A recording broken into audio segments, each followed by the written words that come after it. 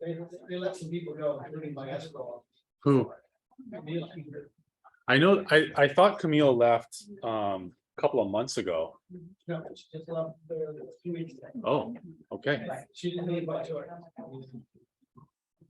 I don't know anything except for I'm talking to the new president and vice president often about how to clean stuff up. I didn't know that this is, I mean, I don't know if this is part of the cleanup. The bad thing is, I negotiated for them, every one of my contracts. And tell Camille, they were always. Who did they reassign to you for the time being? They gave me a subordinate. And is she good at all? So it's on recording. We'll delete this section of the recording. No one's on Zoom. Yeah, so I. Hmm. But I always. That's what they're calling. So I reached out to Camille. Where is she gonna go? She's interviewing. Hmm. I'm not sure yet. I'll go where she goes on. I'll follow. Yeah. Okay. I see this.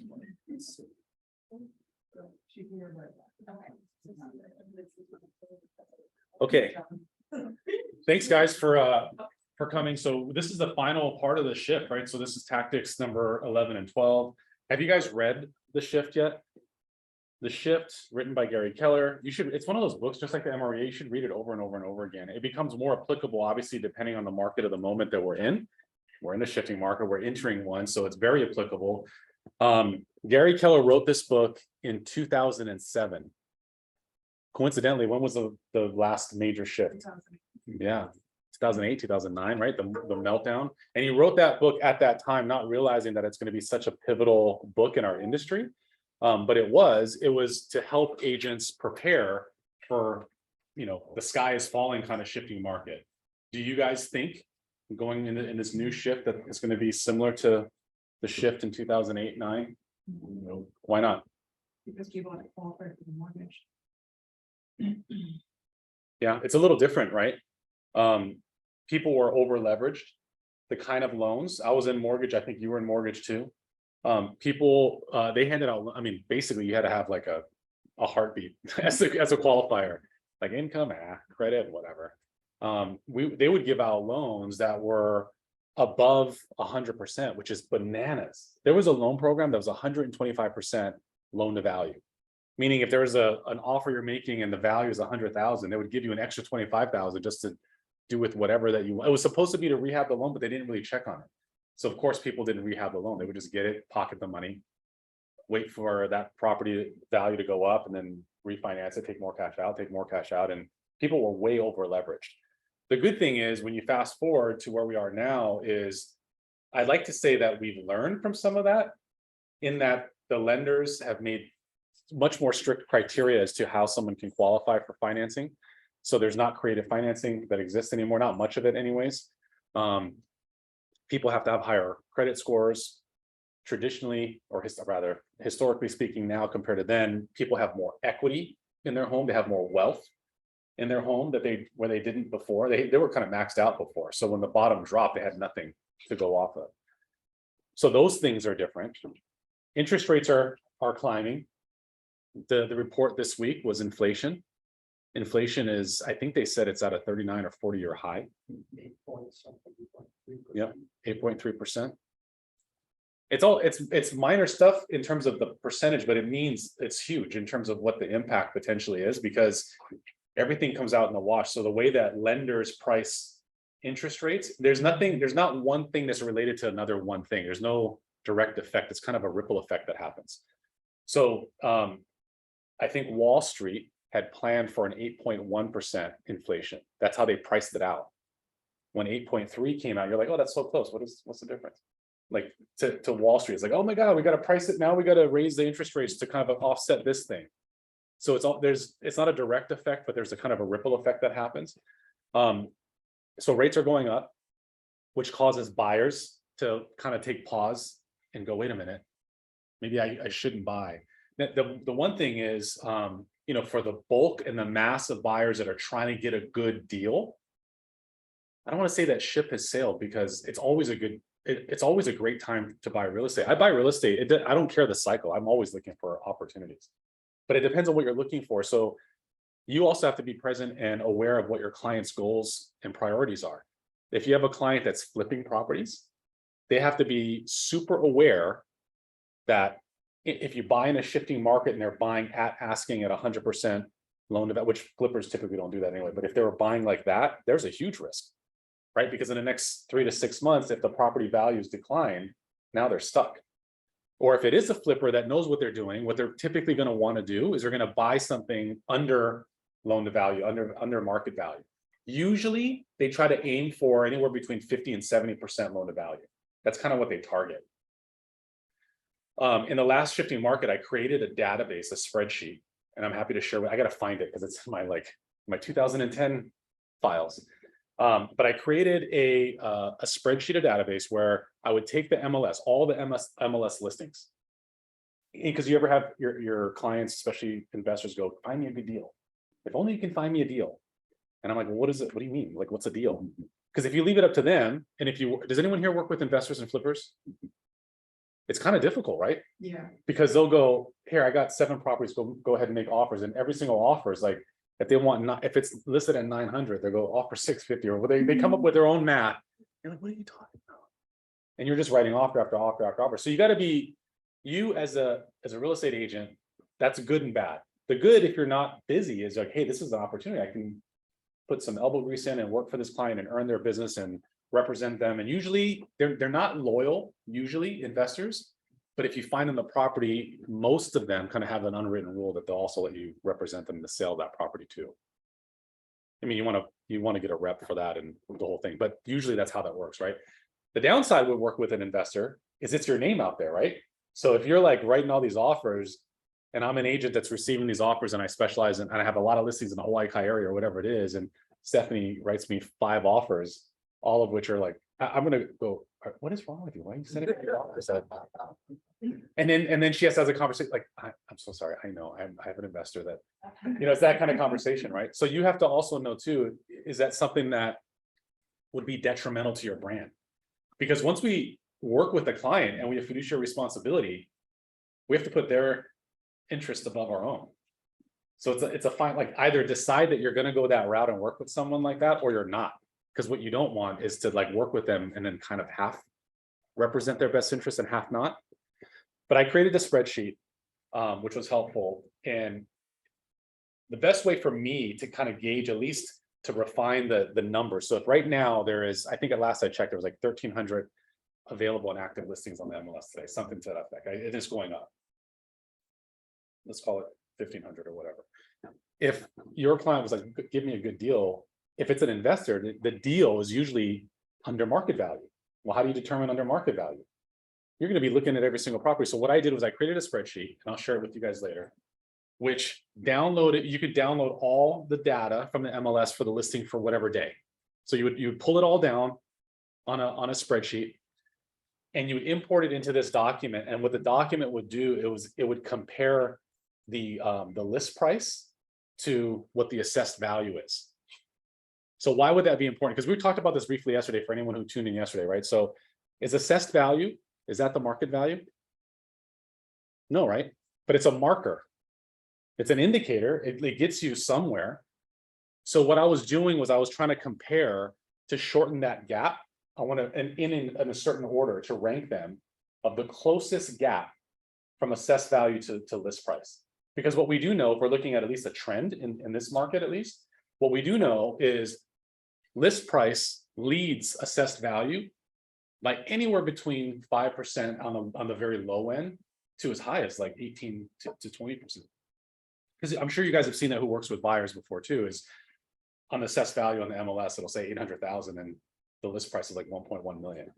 And that's fine. That's normal depending on the area. But then you have some buyers that might maybe from the mainland, not sophisticated yet, first time home buyers, and they're like, wait a minute, why am I paying 1.1 million when it's only worth 800? And then you have to have the conversation. Well, it's not the market value. That's just the assessed value for tax purposes or whatever, right? So we're used to seeing that gap. But as the market switches from a seller's market to a buyer's market, that gap's going to close. And in some markets, like California, it can be inverted. when the market shifted, I'm sure you remember too, is every time a tax assessor would send me my bill, you'd look at it and you'd go, wait a minute, this neighbor here sold it for less than this. Then you're on the phone with the tax assessor like, hey, you're overcharging me. Like, it's a different conversation. Whereas here, you don't want to even call the tax assessor because you don't want them to increase your tax bill, right? It's opposite. So this spreadsheet will absolutely help you identify good deals. And then you got to look at it independently because it could absolutely be on target. But what it does do is it sorts it in reverse. The percentage of, do you want the smallest percentage above assessed value as possible to at least identify like where the good deals at. And then at least you can try to earn some business from the investors that you might be working with. Like, hey, I identified these 20 properties. What do you think? And they might go, oh, yeah, you know what? Make an offer on these handful of them. Some of them might be teardowns or whatever it is, but at least you can kind of get going like that. How many of you in the past have ever worked with a short sale, distressed property, foreclosure? You've been in the business for a long time, 20 plus years, right? How many, if you had to guess, how many distressed properties, short sales you've done? Only two, I think. I wasn't successful in some I had. That's why I have more gray hair than you, because it's only been two. I just gave it up because I was dealing with the home that had two lenders on it. Mhm. And I could never get them. I was like $5,000 off. Mhm. Getting them approved and neither one of them would give up. And I wasn't gonna give up my commission. So I was just like, see that, I'm out of here. When the mortgage meltdown happened, I immediately had to pivot and learn about short sales and distressed properties, which at the time I knew nothing about, to kind of reinvent yourself. And I became an expert at it. To date, I've done probably more than 250 distressed properties or short sales. I wouldn't say I'm an expert at it, but I know a lot about it. And it's changed. It changes depending on the laws, depending on the market norms and these kind of things. It's both an amazing niche and the worst niche ever. The worst niche ever is when I did it the wrong way. And I did it in a way that I was trying to do everything myself. Like, I want to learn, I want to do this, I'm going to negotiate with the bank. And you know how it is when we go to law school, you think that you can just do everything. Like, I'm smart on this, I can do this thing. So I would negotiate with the bank directly and try to communicate with but now I'm relegating myself to being a receptionist and an admin person and a transaction coordinator. And literally whatever they say, roughly 25 to 35 hours is what you spend if you do your own transactions on a transaction. On a normal transaction, you can absolutely triple, if not quadruple that if you're dealing with a short sale. For sure. And so the way that a short sale works, and we're going to kind of talk about this in tactic number 11, is the way that a short sale works is the bank is they're owed a certain amount of money. In most cases, the owner of that property is in default. Then they miss a mortgage payment or two or three. And it's called a short sale, not because you have to have a certain height requirement like a Universal Studios ride. It's not called short sale because of the time it takes to close. It's called short sale because the seller intends on shorting the bank what they actually owe on the property because the value's not there.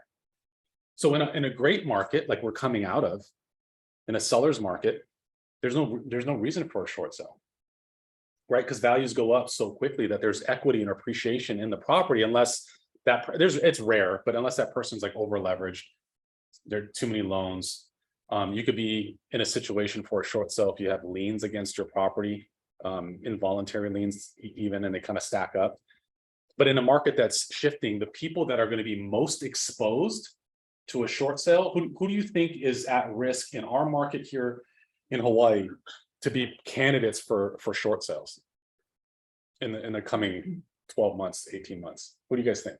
Maybe the VA buyers that are 100%. 100% correct. Yeah. Who else? But there's also risk in. That's absolutely correct, for sure. Who else? Maybe the first time home buyer program. I know there were some that were like 1 to 3% down. Yeah. So Absolutely. What's that? FHA. Yep. I mean, anything, right, that doesn't create from day one enough equity position where they're a little bit safe, where there's a cushion for them. Because even though USDA, especially VA, there's funding fees and there's closing costs, especially VA, you can roll in the funding fee. it's not 100%, believe it or not, it's not 100% financing. You're actually upside down from day one. They're upside down almost 3%. So, you know, if something were to happen, something crazy, they buy a home and they close on it, from day one, they got to catch up.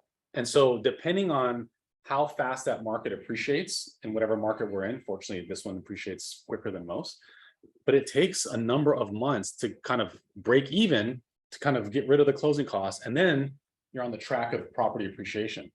But if a veteran comes in and bought 6 months ago and they have orders, maybe they've been here for a while, but they only bought 6 months ago. And now they have orders and now they're leaving within 12 to 18 months. That might not be enough equity position for them to have gained to sell and break even. And usually, and this is not saying it as an insult, but usually veterans, especially first-time homebuyer veterans, are not sophisticated enough to understand the nuance of that.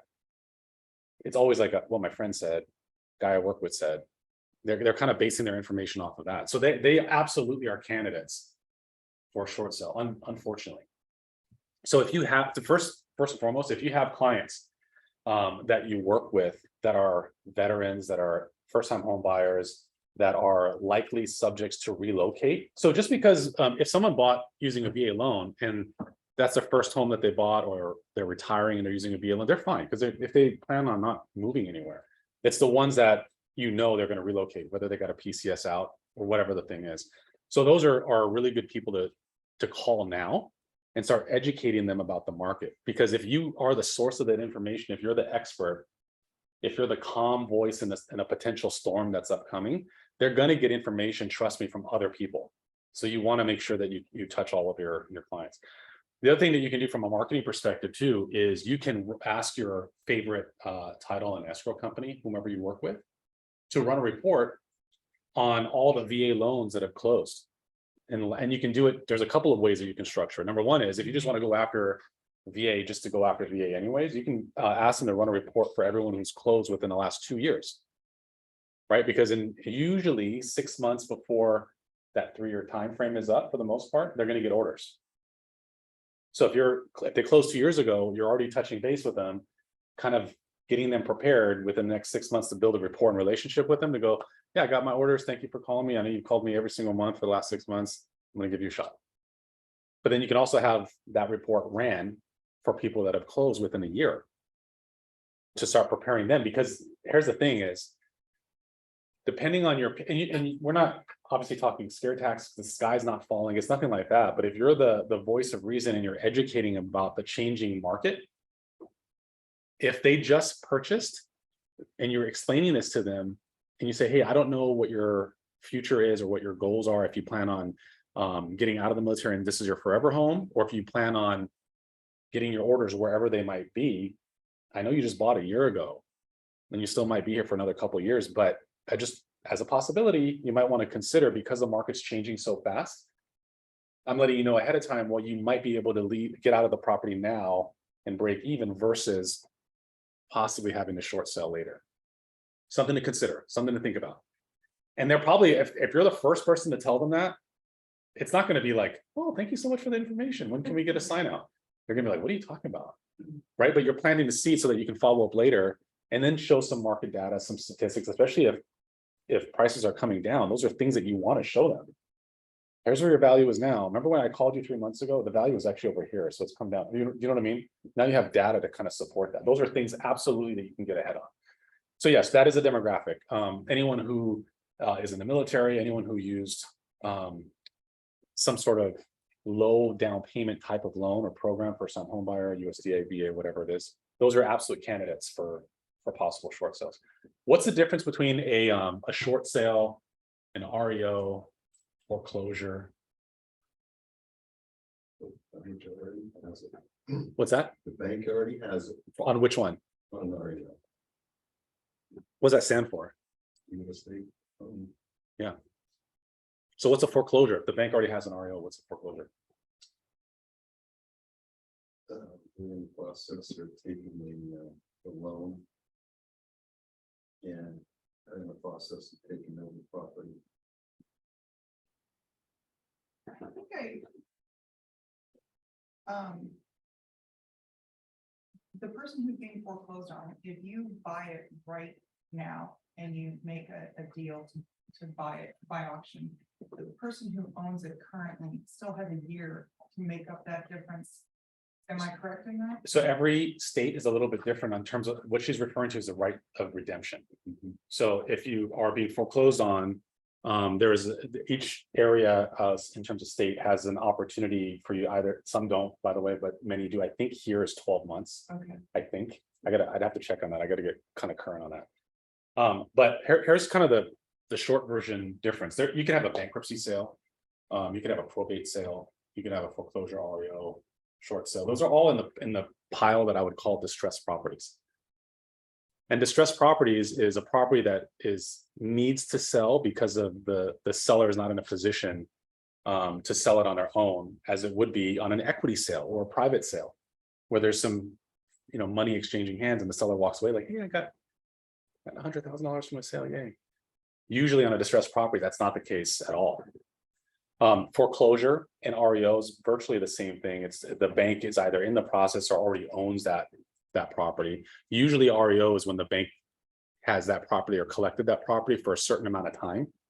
So they owned it for a month or 6 months or a year. It's in their portfolio. They just haven't dumped it yet. And when they do, it's the real estate owned portfolio that they're trying to dump. Banks and lenders do not want any way, shape, or form to sell real estate. That is a poison asset. I'm sure you guys have heard that term before. It's a poison asset for them because it's money that would otherwise they would receive on a monthly basis for servicing. And now they're not only they're not receiving it, now that's tying up hundreds of thousands, if not millions of dollars on their books that they can't reinvest that money in other loans. So whereas a short sale, the owner still owns that property. They're still the decision maker, they still own the property.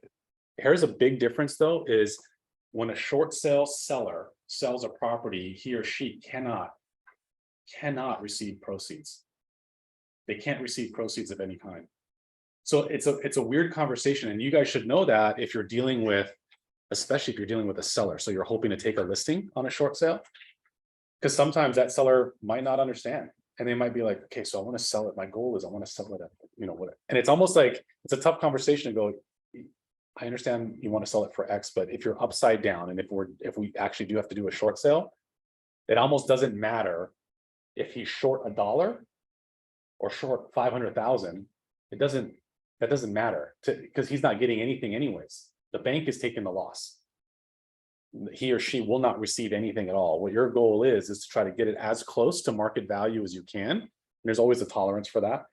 As close to market value as you can, so that you can have an offer, so that you can close, so that the idea for the seller is so that he doesn't default on the loan and that burden, that financial burden follows him forever. Because if you do a short sale the right way, the bank will forgive that balance. And so some people will ask too, like, well, if I have bankruptcy, if I have a short sale, if I have a foreclosure, are those things bad for my credit? Buying it? Yeah, for sure. But they go in phases. There's differences in how bad they are. The foreclosure in the lending world, when you look at risk, that's what lenders and underwriters look at is risk. Like if I'm going to lend to this borrower, do they have the ability to repay? Do they have good credit history? Do they have derogatories? What are those derogatories? It goes in a layer or level of risk. Foreclosure is like the most irresponsible, it's looked at and viewed upon as the most irresponsible thing because they were late, they let it happen and they just kind of sat there and they weren't cooperative, and then the bank had to come in and repossess the property. That's how they look at it. And banks kind of look out for each other in a weird way where if there's a foreclosure from another bank and a new bank is going to go, no, they screwed over that bank, I'm not going to even get involved with this thing. Because they look at it like they spent money. When a bank has to go in and foreclose, they say that on average, a bank has to spend anywhere between, on the low end, 35,000, on the high end, 70,000 to foreclose.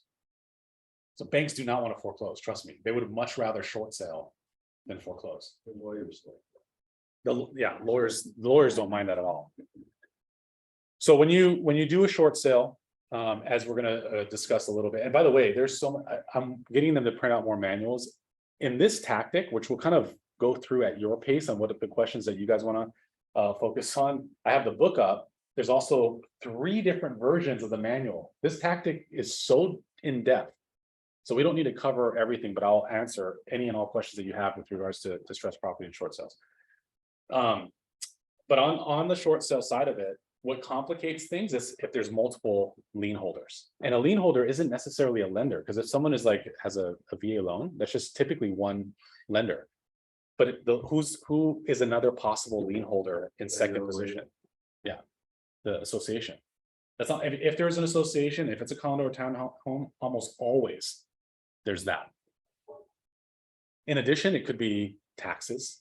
Sometimes you see like federal taxes pop up, state taxes pop up. So they become lien holders and they go in a certain lien position. And while a lender, if they're considering a short sale, they'll take a loss. They have insurance to cover that. People don't, I'm letting you peek behind the curtain a little bit, is sometimes people are like, well, why would the lender even do that? They're going to take a loss of whatever the dollar amount is. They have insurance swaps to cover these things on a very large scale. Usually lenders are made whole for the most part, because what they get to write off on their income, and then they get insurance to make them whole on the other parts of it. They would much rather short than foreclose, because foreclose is dollars they got to cut checks out too. They got to send people to the property and do all these other kind of things. Whereas the short is just writing it off on their books and then receiving insurance money to make them whole again. But the process is kind of tricky. So the process is this is in order for a seller, let's say that I'm a seller and I wake up, this is what happened. I don't know if you remember this, but this is what happened literally on a constant basis in 2009, 2010, is people would call me and they would go, hey, listen, I'm upside down. So I'm gonna get a refund or something. I'm like, what do you mean? And they would say, well, I bought my home for $1 million and I think it's worth like 800. So can I do like a short sale, or can I get a check back? And I'm like, I don't know what you're talking about. Like you live in the home and you're making your payment, and the payment that you make goes to cover some interest that at one point in time you agreed that was a fine interest rate to have, to cover a total payment that you one time agreed that was a good payment to have. And the principal portion of that goes down to reduce. So every month your balance is going down. You're creating equity position. But in a situation like that, the market depreciates faster than the equity position that he could create in just that payment. That's just like the snapshot in time, right? So people at that time weren't late on their mortgage, but they expected some sort of government intervention to occur to make them whole again, or to allow for them to sell the property, forgive the difference, and kind of walk away and start fresh. That's not how that works. And the reason why I bring that up is there's something that is called a hardship packet. And a hardship packet is absolutely required. It's the first thing required for a seller to even be considered to sell the property short. And a hardship packet is almost like the buyer's application to qualify to purchase a home in reverse. So what is the lender looking for, do you guys think, in a hardship packet?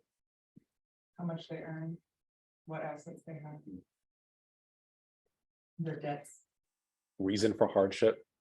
Because there's a lot of times back then, especially, people would say, I want to sell my property short. And then we would look at it and go, so you have $2 million sitting in this account and you have 100,000 in this account, and they're like, oh yeah, that's beside the point. So I want to focus on just, you know what I mean? And they don't realize, like, the bank's not doing that. They're not giving things away for free. They're not trying to. So the individual has to qualify to sell the property short. There's got to be a valid hardship. So and every bank's a little different, but some of the valid hardships that you would see that would come about would be things like change of job, loss of spouse, medical. Those are kind of some more common things. And the bank will oftentimes take anywhere, depending on who the bank is, anywhere from a month and a half, sometimes 2 months, to sometimes even 6 months plus to approve a hardship packet. I had a listing. This is about 2014. I had the lowest price. This is not something I'm proud of, by the way, but this is actually kind of funny. I had the lowest price single family home in Kapolei listed as a short sale, and I had it listed for 4+ years. And it was a short sale, and I knew that it would never sell. And the reason why I knew that is because I had it was a couple that was going through a divorce but didn't have money to actually finalize the divorce, so that's already one major problem. And they weren't talking to each other, so that's one.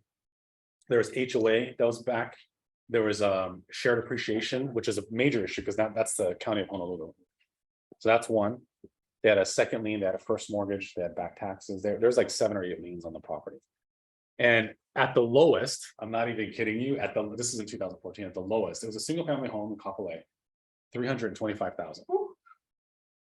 So when I say that short sales are a pain in the butt, but they're also, if you know what to do and how to do it and how to use it and how to leverage it, it can be great too. Because in the 4 years time, I probably received a total of, and I'm not exaggerating, probably 300 offers on it, of which more than half of them weren't represented, of which a huge percentage of that I found other opportunities for. Because I told them, I said, here's the deal. The deal is, yes, it's a short sale. Yes, there's a lender that wants to work with it, but all the lenders and lien holders have to agree. Right now, they're not agreeing. So yes, we can put your name in the hat, kind of stand in line, so to speak. But while we're doing that, don't people were kind of doing this. They'll walk into a short sale, just like with anything else. And they're like, this is beautiful. So let's see where the couch is going to go here. I'm like, no, you're not measuring for curtains. You're not deciding where the couch is going to go. Don't do any of that stuff. This is just a business opportunity that if it works out, great. But it's an opportunity for short sales for you guys as real estate agents. It's an opportunity to show other properties.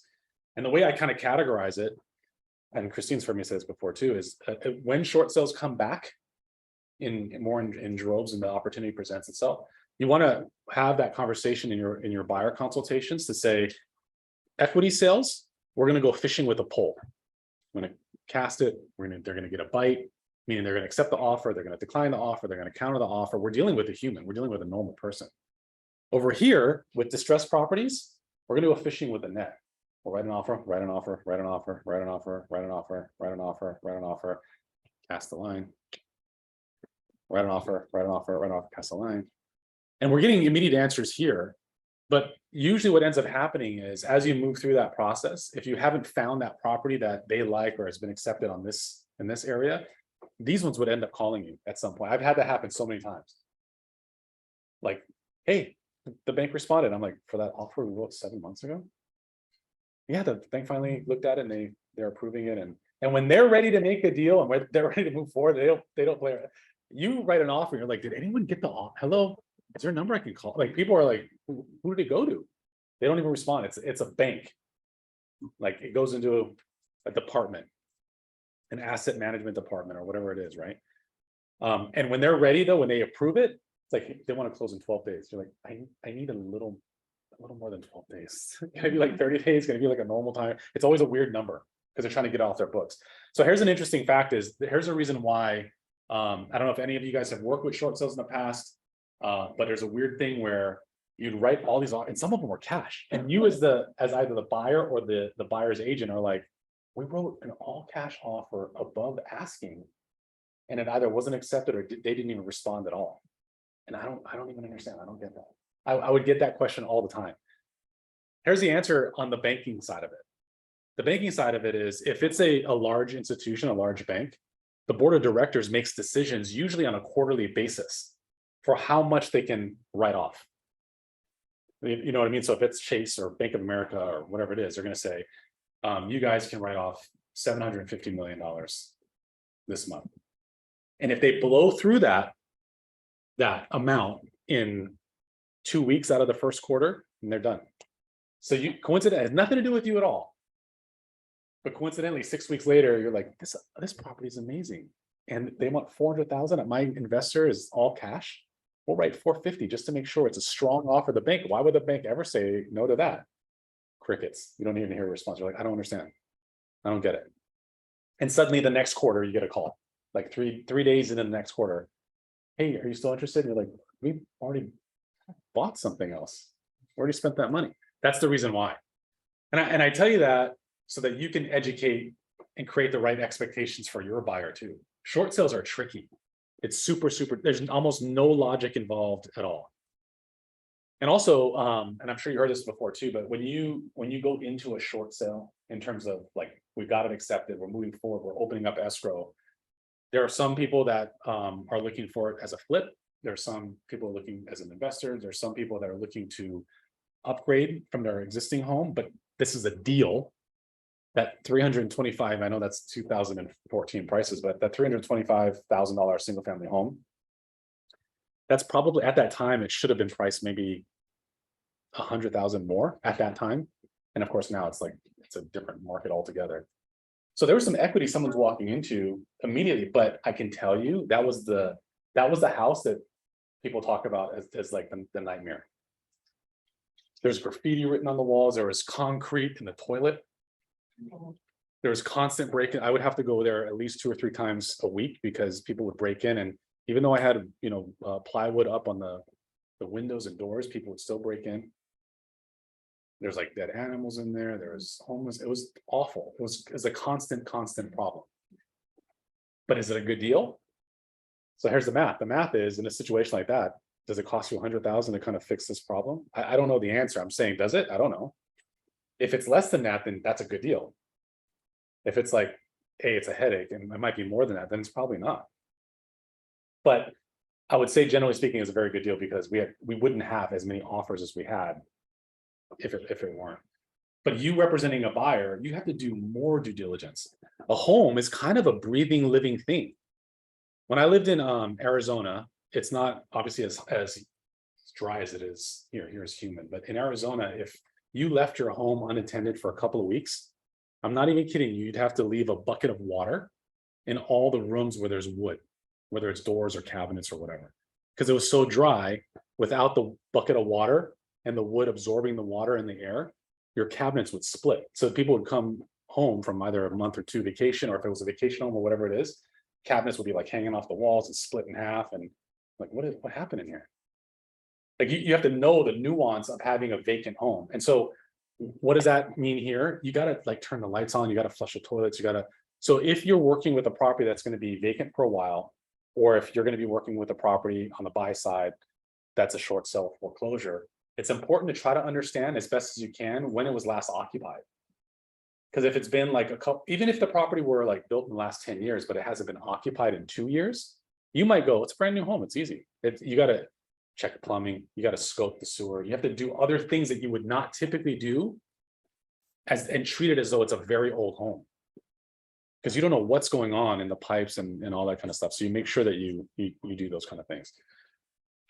Typically, lenders, whether it's an REO, foreclosure, short sale, won't negotiate credits or repairs. Now that part is market driven. So if it's a heavy buyer's market and that property has been sitting on the market for a year, that happens in some markets. It typically doesn't happen here. But if like on the mainland, something's been sitting, it's an REO, it's been there for a year, of course, the lender's absolutely gonna be like, yeah, take it, whatever, 3%, take it, make an offer, do something. But in a market like we're in now, they're probably not. So that's something that you have to educate your clients on and your buyers on too, to make sure they know those expectations. So the other part of it too is on the list side of it. So if you're planning and hoping on, hey, I want to be a listing agent for all these REOs and foreclosures. Did you know, what's the average, would you guys say? I'm going to use quotations because we don't want to price fix. What's the average, if you were taking a listing on a single family home, what would you guys hope to earn on the listing side if you were the listing agent listing a home? What do you aim for? What do you go for? 3. What do you think on average the REO agent gets? Robert says 1. That's generous. Yeah, it's about 1. So is that a bad thing? Depends on you. It depends entirely on you. So the way to look at it too is when you go into a listing, you're selling yourself to each individual seller, right? And you're presenting yourself like, hey, the reason why you want to work with me is because I do this, that, and the other thing, and here's my experience, and I'm going to find the buyer for you, and I'm going to market the property and invest X amount of dollars in my marketing, and my efforts, and my energy, and blah, blah, blah, and hope to sell it within X amount of time frame. It's completely different when you're dealing with a bank. The bank just goes, just put it on the market, just don't even care. And you want to be a professional, so you don't want to be that agent that has like half their thumbnail in the photo because you're doing your own iPhone thing. You don't want to do that either. But at the same time, if you took on, because I used to do that. I used to be an REO listing agent as well, but I would have 2 different processes. The ones that I'm dealing with an actual seller on, I'm doing this, that, and the other thing, and here's my 18-point listing and marketing presentation on this side. I'm like, yeah, just, okay, I'll take it. And I had a professional photographer go out there because I wanted, it was still a representation of me, but I'm not doing any extra marketing whatsoever. Because I would be, in that case, I was earning about anywhere between 1.5, 1.75% roughly. But it was an opportunity for me to have my billboard out there, which is my sign. And I could still have the opportunity, and this is dependent on the bank, it's specific per bank. I had the opportunity to earn a dual agency on the buy side too, or at least maybe get it so I can refer it out. Some banks don't allow it. Like if you're the listing agent, you can't represent the other side. Oftentimes too, just, you know, on a short sale, the rules may have changed because short sales are not a thing yet anymore, but the rules before here was that if you showed a short sale to a client, you couldn't buy that short sale for yourself. So you have to be, I mean, I'm saying that because you got to be cautious. But you're like in the mode of like, hey, I want to look for deals myself, and it's a short sale that you see online, you couldn't show that property to your client and then decide that you wanted to make an offer for that short sale for you too. If you don't have a client, then of course you can represent yourself and be a buyer. For regular properties. What's that? What is that with regular properties? It's usually not a conflict unless your client is interested in making an offer. That becomes a very tricky thing, because I've had that happen before. Where I really wanted to make an offer on this is probably within the last, this is maybe 4 years ago. I saw a property pop up online. I loved it. I was like, oh, I want this. Yeah, did I tell you about this? And I wanted to make an offer on this property. It was amazing. And I had a client, I was like, can you show me this property? I'm like, oh yes, of course I can. Oh. And what's the bummer was, I didn't think that they would make an offer or would fall, but it doesn't matter. It's like the moment that they asked me to and I agreed to, that thing is off the table now for me. If you're doing the right thing, which I always want to make sure you're way above board kind of thing, it's like, Did they get it? no, they didn't even make an offer on it. But I don't, one could argue that if they don't make an offer on it, you can kind of, but I didn't want to play that game. So I'm way above board. So I'm like, okay, well, whatever. What if you know something? Details. I don't want to even do that. I don't want to walk down that path. Notes, Yeah. I wanna buy this property. If you could, you refer to the counselor in the back. You can- You could probably paper it enough to get away with it, but it doesn't mean Oh, allegation so- will be made against you and you might protect yourself later. That's always a tricky thing, right? The question is, do you want the grief? And you may have to live through for a while, but ultimately be found okay, but you would find. Living the home sell quickly. Yeah, Chad I mean, it's walked so, away from it. Yeah. 12 days probably, something like that. It was so nice. It was so nice. I mean, nice, not like super high. It was like very charming, and it was like handcrafted. It kind of had the old charm. It was built in the 70s and remodeled and extended on at a view of Kilo. It was great. Okay, so the market shifts, that pattern there is kind of what's happening, right? You get less buyers and more sellers. In our case, interest rates rising is kind of, you can insert that in there. Average home price fall, sellers get upside down, short sales defaults, foreclosures increase, REOs hit the market, average home price fall further, more sellers get upside down, more defaults, foreclosures increase, more REOs hit the market. So that's kind of the cycle of a market shift. And it's not the end of the world by any stretch. Some people go, oh, you know, buyers kind of are always like the what ifs. They always go like, what if I buy at $1 million today and it's worth 300,000 tomorrow? I'm like, wow, but I'd buy a lot of houses if that's the case, because how's that, you know what I mean? You got to pull up stats. And here's a good thing with 2009, the mortgage meltdown, 2009, 2010. Do you guys know how many years it took our market here on Oahu to recover fully from the mortgage meltdown in the last shift? Now, I will tell you, some markets took 10 years or more. I'm gonna guess it was like 3, 4 years. Yeah, about 2.5, 3 years. Which is like, Nothing. it's a blip. And that should hopefully add some confidence, not only in you as agents, but in turn, your clients that you're speaking to and you're educating, because that's nothing. That's nothing at all. And that shows an extremely robust market. You go through a couple of things here. So that's the hardship letter. This is what we're talking about before. This is what the lender is going to be asking for or looking for.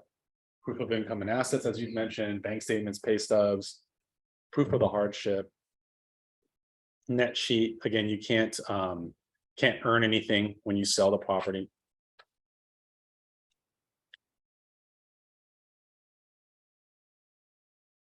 The two opportunities of REOs, REO seller representatives, listing agents who market their services to financial institutions needing to sell REO properties, REO buyer representation, buyer agents who market their services to REO seller representatives and handle buyer leads from those properties. There are a lot of ways if you want to get into the REO side, the real estate owned side, the foreclosure side, you can call and start finding and fishing around. Like if on local bank level, you're not going to get anywhere on a Bank of America level, but locally speaking, if you contacted Bank of Hawaii, First American Savings, any of the credit unions, find out who the asset managers are, who the collection managers are, and ask them, hey, I'd love to represent you and give you as a firm, as a bank, and it's a financial institution, and give you guys a good deal if you guys are interested in having me represent you. If you guys have any poison assets or foreclosures or what have you. And it's a great time now because now that conversation, they're not being inundated with calls. Trust me, like in 2014 here and 2010, 11 in California and elsewhere, it's like all these asset managers had like, edible arrangements and gifts being sent to them because everyone's trying to kind of win them over, right? The other thing too, before we get into the next tactic is, I've done a couple hundred short sales and distressed properties. The last 25 or so, I switched from doing it myself to having a short sale negotiator. Do you guys know what a short sale negotiator is and what they do and how they get paid? Because here's the thing, I would tell you, don't ever do a short. Like I'm telling you all the nuance of the short sale so that you know what it is. And yes, you can do it in terms of benefit from it and help your clients and serve your clients and all that other kind of stuff. But you should never go in to a short sale without a short sale negotiator. It's foolish to do that. It's such a no-brainer to use one. So here's what it is. A short sale negotiator is a person, in our case, I've already found one, I've partnered with one, I've used this person a handful of times. Christine's used this person before on another transaction too. So we have like actual working testimony of agents here who have used them. They're not real estate agents, they'll never compete with you at all. They do, when I say everything, I'm talking like the transaction stuff, all the way through, the client education stuff, the paperwork stuff, the tracking of paperwork. The biggest thing that you're going to spend time on if you ever decide that you're going to take on a short sale on your own is the day-to-day calling of the bank. That is absolutely required to do if you ever want to do a short sale on your own. And it's such a pain. Can you imagine calling like Bank of America? I need to speak to whoever's in charge of file number, blah, blah, blah, blah. Oh, please hold. Disconnect. Okay, all right. Yes, I'm fine. And then transfer this department. Oh, that's with an attorney. Please hold. Oh, disconnected. And you're doing that. That's literally the thing. And then you can literally spend, 3-4 hours doing that on a daily basis because you got to update the file. And the critical part of it is what they don't tell you, what the banks don't tell you, is if they're in the process of selling that asset, selling that debt, you got to start over again. Because I've had that happen before where I got everything approved and one lien holder sold the debt to another collection company. Now it's a different party involved in this whole process, and now I got to start the whole thing all over again. Like it took me 6 months to get everything approved, and now I got to do it all over again. So what the short sale negotiator will do is everything. Especially helpful when you're working with a seller. What do they charge? They don't charge you anything. They don't charge the client anything. They charge the bank. The bank pays them. More often than not. So I'm gonna give you an example. So what they try to go for, what do you guys try to go for when you have a commission? What do you try? What do you swing for? 4%. Oh, he swings hard. Sure. What? Yeah, why not? 3%, right? Is average. Would you try to go for? Yeah. They try to go for 3% too. And also what they're trying to do is preserve your commission. That's their number one goal, is to preserve the agent's commission. That's their number one goal, so that the bank doesn't reduce their commission. So what they try to go for, and they are successful at this, but what they try to go for is 9%, 3%, 3%, 3%.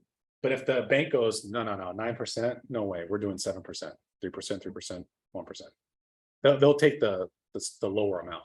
They'll always take the lower amount. If they go 5% total, they're gonna probably leave the percentage alone for the agents. But what they do is so I'll give you, for instance, let's say the buyer is gonna make an offer and it's $100,000 property, for keeping everything easy. $100,000 property, they'll say to the buyer, write it at 97 and you're gonna pay us in escrow the remaining 3. So it still doesn't impact the seller, nor you as the agents, nor anyone else. It's the same net effect that the buyer would have otherwise paid. So whatever they would have paid on the purchase contract, they're just gonna back out another number for what they would be paying from the buyer side. So they always get paid and it never impacts negatively. It's never detrimental to the process in any way, shape or form. And they'll never pass that on to you. So why didn't everyone use it? What's the downside? No downside. I think most often people don't know about it. They don't understand it. Believe it or not, in 2011, 2011, a lot of lenders and escrow companies in California were banning, don't know why, they're not a law, this is their own internal process. They were disallowing any short sale negotiator fees on closing documents. And I think what it was is just the lack of understanding. They just thought like, what is this third-party fee that someone's just trying to monetize this process? And then boom, this fee's in here. What is going on? Like, that's what they kind of viewed it as or treated it as. Fast forward to where we are today, that's no longer an issue because everyone involved in the process understands like, oh my God, this person's going to do all the heavy lifting. Christine, can you give a couple of tidbits and testimonies to your experience working with them?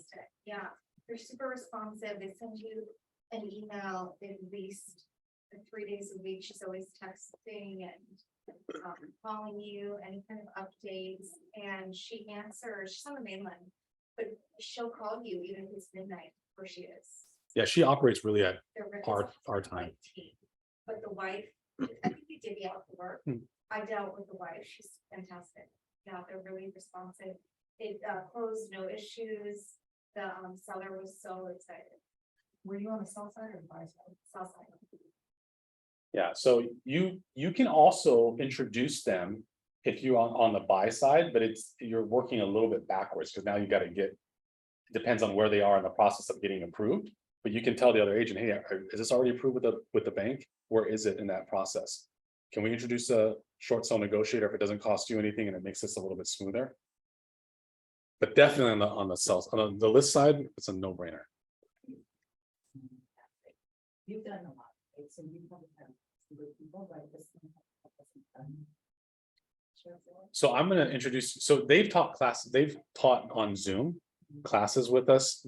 Every short sale negotiation class that we've taught here in the last couple of years, they've taught it. So these are the short sale negotiators. Do you remember on Zoom? Yeah. They're really good. And I'll give you an example for me is when I was still in production before I took this seat a few years ago, one of an existing agent that's here who does a lot of transactions doesn't do short sales because there's two different things. Came to me and said, hey, can you help me with my listing? I can't sell it and it's a short sale. And I kind of looked and I was like, I looked at what they had done thus far and they had it listed for going on 12 months. So going into like a year.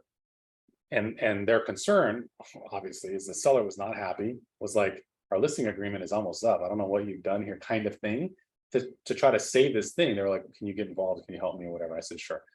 So we co-listed it. I got them involved. We got it. So the whole hardship packet, the approval, all that thing was screwed up from the get-go. Like it wasn't even done the right way, which is what caused the delay. They got involved and got them approved with the hardship packet was approved within about 3 weeks. We ended up closing in about 2.5 months, 2 months in total from start to finish. Meanwhile, she had it listed for almost a year, which is on a short sale side is nothing.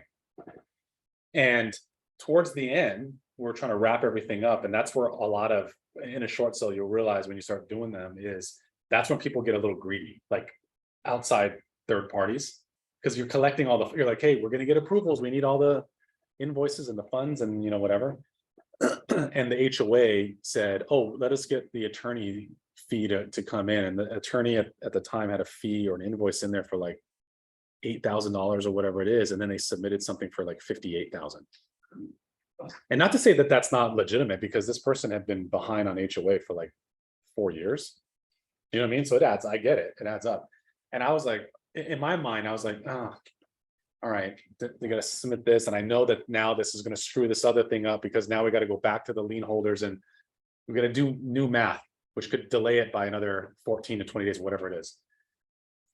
Short sale negotiator looked at it and said, no, they're violating a new law. This new law came out, a couple of years ago, that you can't have an amount, or an attorney can't charge over a certain amount. She's up to date. She knows all those things, and she put it right back in attorney and goes, yep, you call the attorney literally, yep, you caught me. I was just trying to see what I can do. I'm like, but I didn't know, because I'm not up to date with that. So how great is that? That that's what they do. And so, like with anything, it's a specialty. So you want people working with you that make you look better and make your job easier, right? So I don't know about Christine, but in my situation, you know how like when you guys work with new construction so easy that you drop them off, and generally speaking, they do kind of everything. They do the transaction, they do all the in-between stuff. It's the easiest thing, right? It's very similar to that. So as it went from the most difficult thing to one of the most easiest things when you keep them involved. Sorry. Yeah. I know that earlier there were some handouts, but there's actually 4 packets for today's class. Who doesn't have anything, then we'll do the a la carte. And who wants a digital version, then I don't have to print it. Nobody? Okay. Jason, you want the digital version? Well, I mean, I already have this, so somebody can print it. Can I just see what you have? I don't know if it's really further, because it was like, I don't have the rest of it. Okay, so if you have from today, okay, you what you have from today. No, you have anything from today? These are the same 2 that I have. Right, so we keep the first 2, that's one. Yeah, but she just gave it back to you so she could get the digital one. We can take no digital. Sorry, I didn't see. No, it's okay. Full version.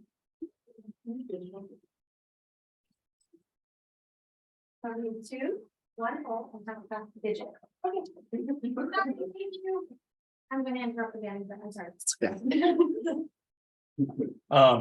So yeah, so don't go at it alone. And I would say for myself, probably being, pretty savvy on the short sale process, I wouldn't even do it on my own. I just wouldn't.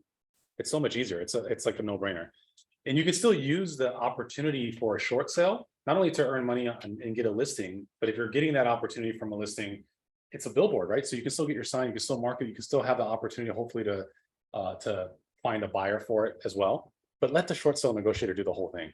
It's such a pain. Let them deal with it. As far as expectations go, you want to make sure whoever you're dealing with, whether you're dealing with a seller to list their property, or whether you're dealing with a buyer to make an offer on it, one of the main things you have to do is you have to ensure that they understand the expectation that it's not an instant close thing.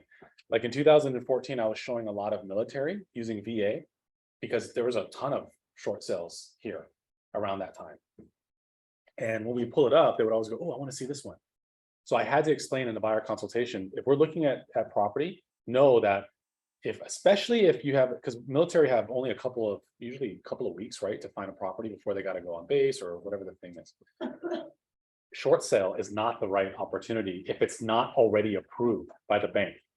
If it's not already approved by the bank, you're not closing in for a couple of months. So that's not something they want to kind of hang their hat on. They can make an offer, but know that we should keep looking. We should keep moving things forward. What was your question? Do the negotiators talk to the client or just to you as the realtor? Clients. They take your lead. So in our case, we're like, yeah, talk to the clients, and they did. Yeah, so they're really, really helpful. They got the one that we had for in close to 65 weeks, which is like unheard of. And I think that not to mention names, but I think in your case too, the person that she also partnered with an agent here who couldn't sell the property, who needed her help, which you know what I mean? So same exact thing. I'm telling you, short sale, it seems like, oh, I got a listing. It's not, it is a absolute potential nightmare if you don't do it the right way. It's very lucrative. Like if you're the short sale person and you know what you're doing, it's fantastic. But you can do that. Just do it and leverage the short sale negotiator. What questions does anyone have about short sales, distressed properties, the buy side, sell side? One thing when they come up and you're looking for opportunities, when you represent a buyer on a short sale, if you see a short sale pop, because you know on the special terms on the bottom right hand corner of the MLS, that's where it'll show, right? If it says none, it's kind of a regular thing. If it says foreclosure, then that's what it is. If it says short sale, one of the things that I always do is I pull up the tax record to see who owns it. Is it John Smith who owns it? Because if that is the case, then it's probably a short sale. Or is it Wells Fargo Bank that owns it? Because if that's the case, that's a foreclosure REO. And they are different. They're handled a little bit differently. On the REO side, you can close within 30, 45 days, usually, because the bank already owns it. On the short sale side, you typically aren't.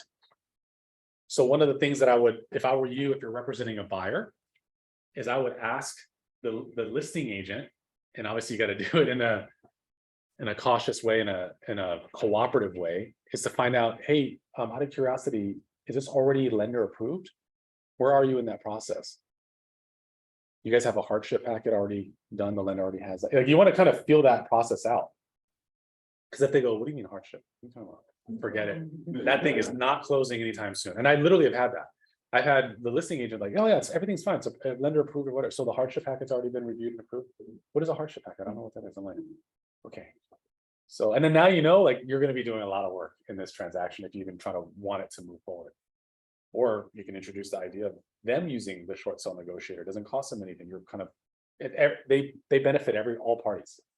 You know, they're kind of neutral. Any questions? Any concerns? Any what ifs? How to's? Come on, there's gonna be one. The short sale. How about short sales? Did you guys see the packet? There's like 3 booklets on short sales alone. I was giving you like the summary version of it. Nothing else. Solution, you know? I did. Yeah. I'm like, guys, I literally painted a picture of this giant monster. I'm like, guys, this is so scary.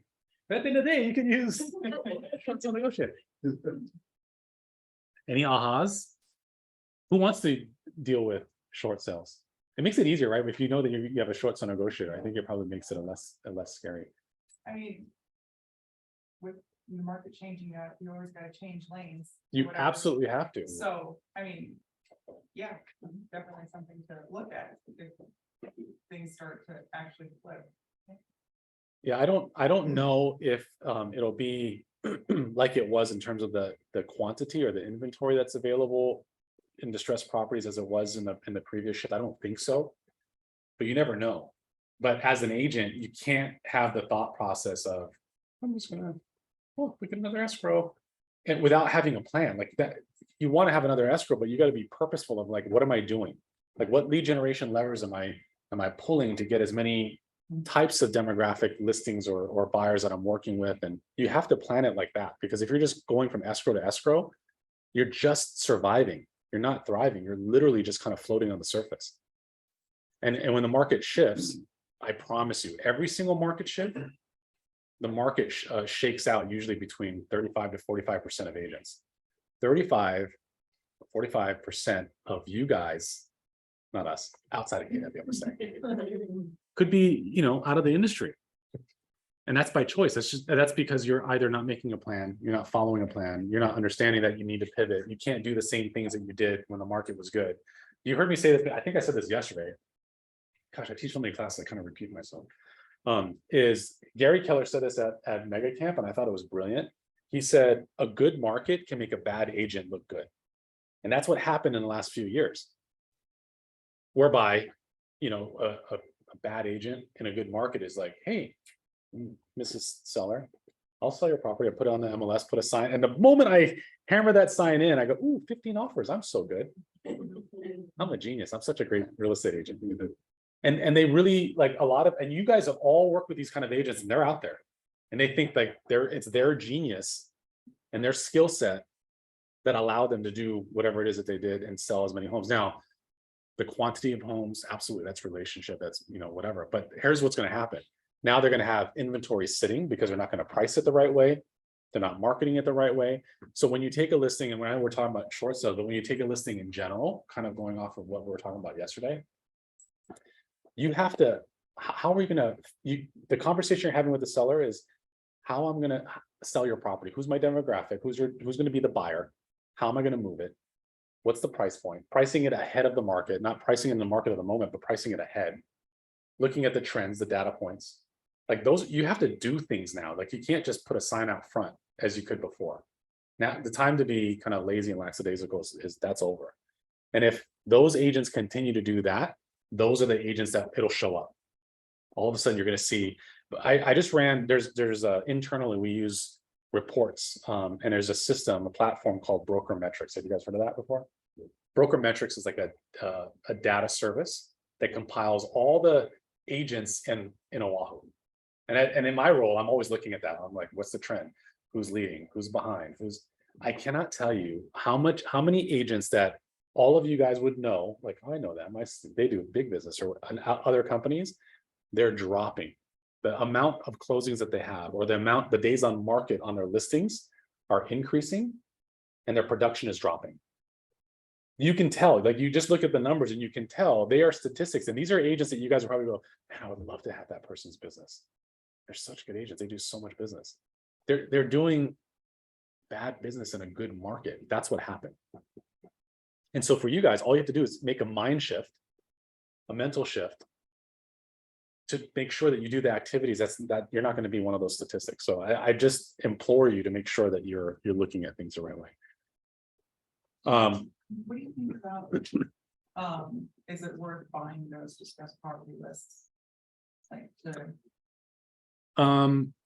Yeah, sometimes. So here's a couple things to that is, there's a couple of companies out there that sell algorithm lists, and algorithm lists it's either twofold. It's either they've already been defaulted and they're going into Liz pendants, that kind of tracking Liz pendants, like they're filing foreclosure and stuff like that. But you can also do searches on your own for that manually. So you can do that manually. You can buy those kind of lists. Are they worthwhile? Absolutely. Like, why not? That's just it's another call to make, as you would a FSBO, as you would an expired. It's just a different script. The script it has to be softer. Like, you got to be careful about how you approach that call. In real time, I will tell you that we are dealing with an ethics complaint now from one of our agents, because they got that. So some of those lists you don't have to buy. The list that this person got, they got from a title company.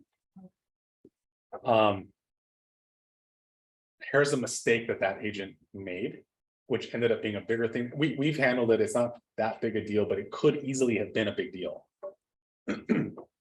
Is the list came in, an individual's name was on the list. That's called the homeowner J. Smith or whatever it is, John Smith. The agent made contact by calling, as well as sending out a letter to what they thought was this person. The title company had the right address, the right last name, the wrong first name. It was the guy's brother. And so you're like, at the end of the day, you're like, yeah, okay, whatever, he's not the guy. Next. But the person who received erroneously the contact in the letter was a physician, and some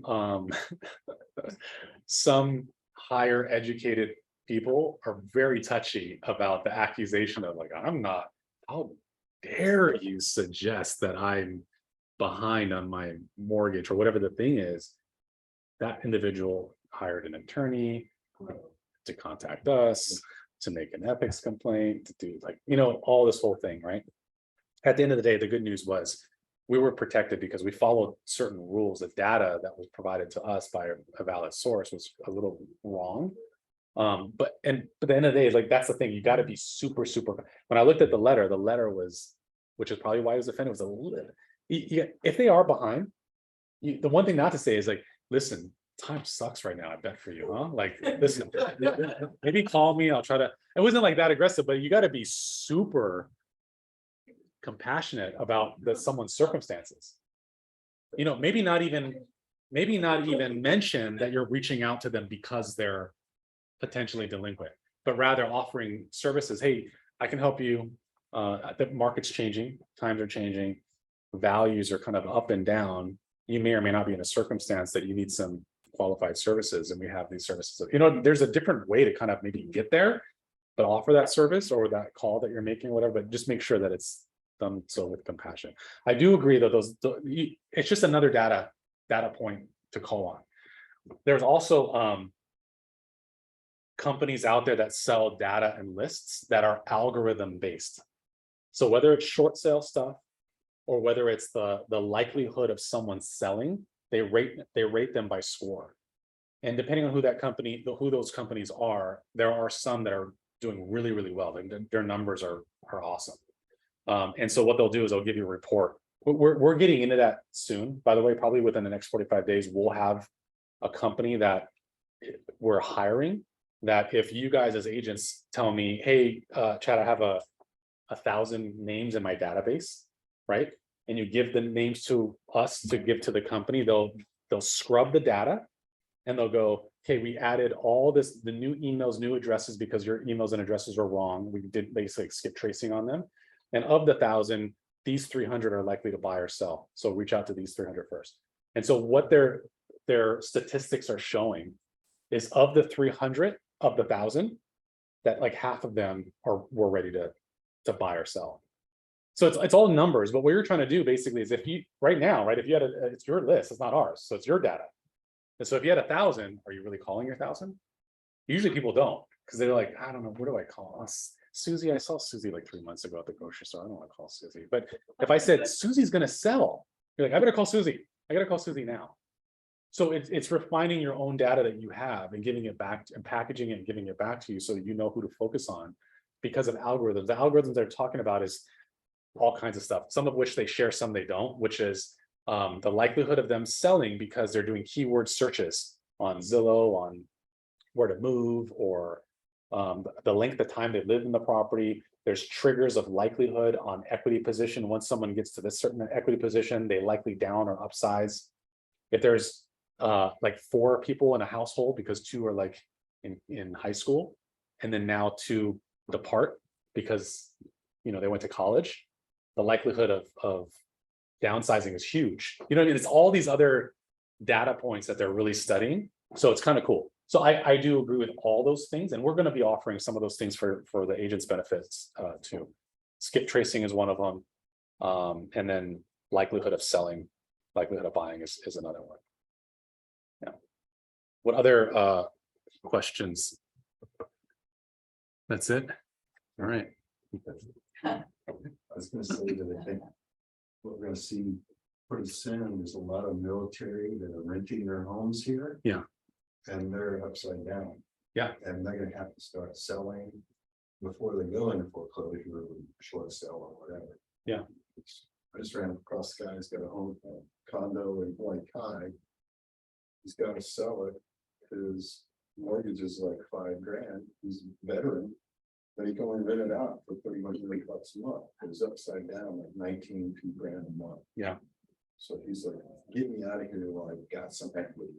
And by the way, you guys are helping someone. It's not hard selling someone at all. That's saving someone. Imagine fast forward that individual 6 months from now, not being able to sell it where he could get out of it now, or thinking to themselves, because a lot of military might not realize, but they'll go, I'll just rent it out. No big deal.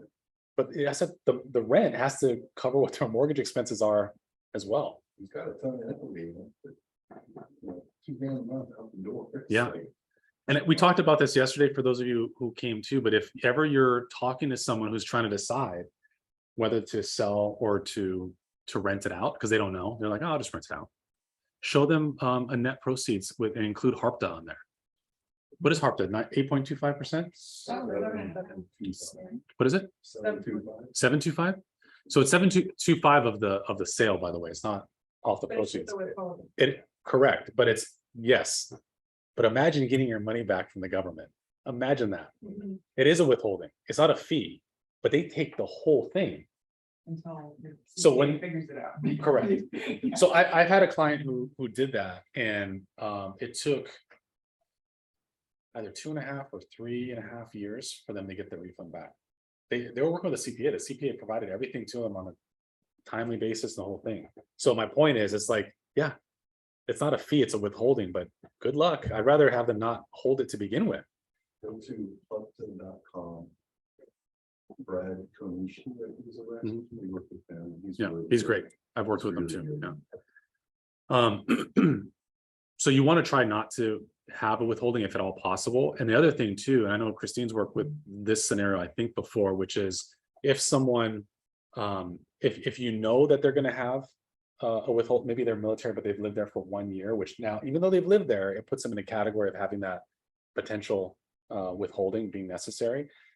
When you open up escrow, you can immediately work with your CPA who can create an exception and get it approved by the state and reduce that 7.25 to the actual amount. And usually that goes from like $35,000 down to like $3,000 Or zero.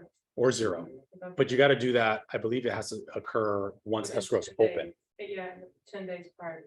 So like you gotta, there's moving parts. First part, type will do for you. Yeah. You don't even, I don't know if all escrow companies, but that Camille used to do it. Don't be happy with us. Don't mention Camille. Robert is not happy about that. That's what I work. With some That's what I would- PCS and they're already on, someplace else, like Mm. they're in Texas. But we sell their home, they just moved, they sell their home within a month. Yeah. They have their exemption because they were in the military, they got their orders for Mhm. the hardship, right? Like, that's what they were claiming, that they were resident here for a while and they just moved. How long is that window now that we might be looking at a longer period of time to sell their house and they probably moved? So that's a great question. So the question was, if I'm hearing you correctly, is it's an owner occupied property, right? They vacate the property. Now they're living wherever they're living on the mainland outside of Hawaii. But because of the market shifting, you're not selling the home within 8 days. You might sell the home, let's call it 8 months, right? Are they subject to HARP? Is that your question? Yeah. I'm not a CPA, I can't give tax advice. Okay, with that being said, it's not used for investment properties. Okay, So if it were an investment property that they're claiming income on, they're receiving rent on, that's where it gets complicated because now they've changed the usage. The intended use is not owner occupied. Now it's being used as an investment property. The property sits vacant for 5 years for that matter. They're still not subject to that because it was never used as an investment property. Yeah. Talk to your CPA. But that's the answer for that. Okay, so moving into bulletproofing your transactions. I'm going off of the shift book, which you guys have. Well, you guys should have. Does anyone want a PDF copy of the shift book? You want one? It's also a good, what I do sometimes, if I talk to agents that are, if you want to build your downline or kind of be, nice and give a nice gift to the other side, if you have a good transaction with someone. I have the one thing, MREA and the shift all on PDF. So if you guys want copies of those, you can kind of fire them off. So when you go into a shifting market, what this section is all about is talking about how you can shore up some of the potential pitfalls that you're going to come into in escrow. Like for instance, in a shifting market, there's a whole section that talks about appraisals. When the market is in a heavy seller's market, values are through the roof. Usually that's not an issue, especially in a market like we're coming out of where people are writing offers 100,000 over asking, and they got appraisal clauses in there, and they got all kinds of stuff in there, right? Well, what happens in a shifting market is whether you represent a buyer or seller, you have to properly explain to them and set the right expectations for what things could happen. And so when you're dealing with inspections, repairs, and those kind of things, so seller's market, do you guys ask for repairs and points for closing costs and those kind of things? Why not? Everybody else is doing it. I did, I asked for repairs. And did you get it? Yes. Is it what did you recently? Yeah. Give us a circumstance. No, it was just, about $3,000 worth of repairs that You're on the buy side. I was on the buy side. How many offers did they have?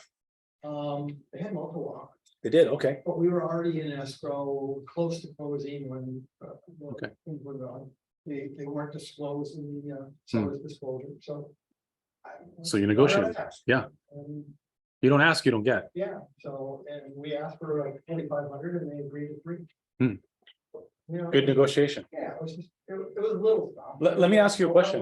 You know, I'm like, So do you think if you had written the offer with 4,500 credit in there, that it would have been considered? No. No, So that's kind of, I wouldn't do that because I think, when you compare other offers, no. sure, So it was a full price offer, it wasn't overpriced. Yep. And, there was some stuff that wasn't disclosed and, little shit, but it added up. sure. But seller was like, or the buyer was like, well, how about a credit? I'm like, we can ask, Doesn't hurt to ask. Worst they ignore it or they reject. Yeah. One or the other. Yeah. So, yeah.